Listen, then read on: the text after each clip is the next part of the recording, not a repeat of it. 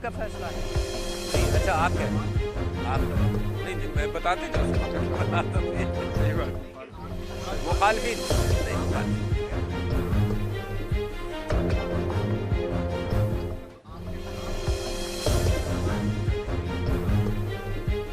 कौन कौन कह रहा है नहीं बताते जाओ ना तो मैं उसी को रिस्पॉन्ड करूँ। मुखालिफिन अच्छा बहुत सारे मुखालिफिन अच्छा ऐड करो बता दो।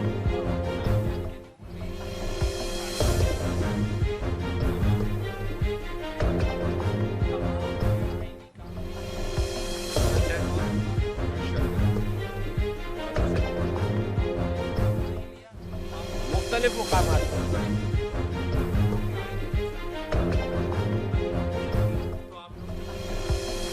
आज मैं हल्फ लेकर आ रहा हूँ।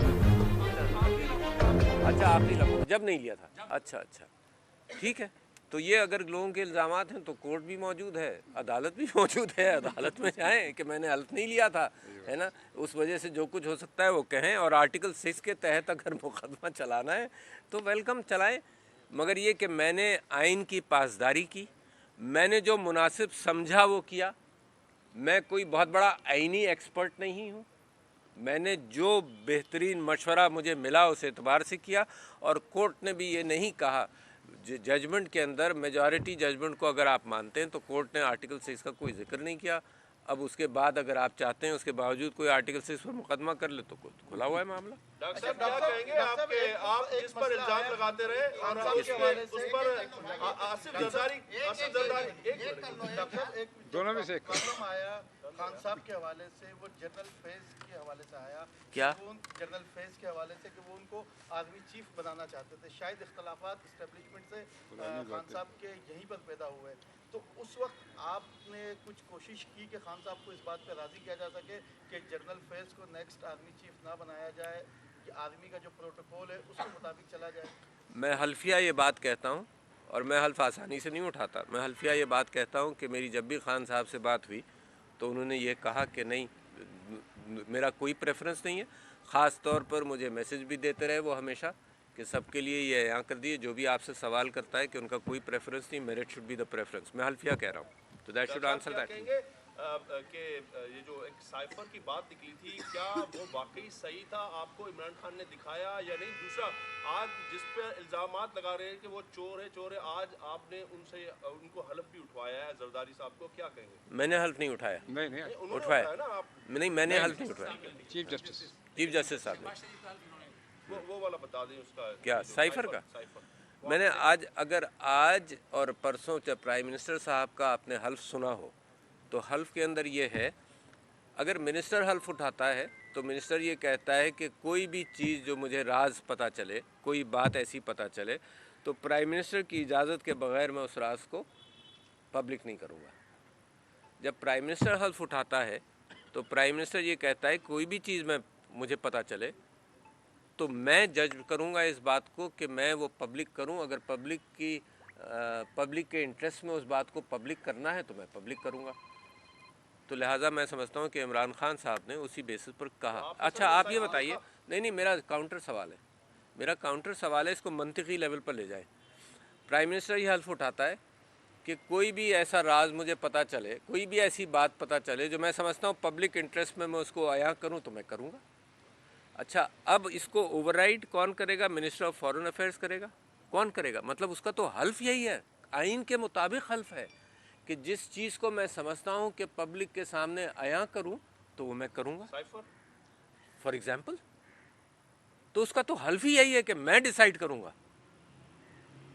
साइफर देखा आपने या नहीं? जी मेरे पास साइफर भेजा गया था, हाँ जरूर मैंने देखा।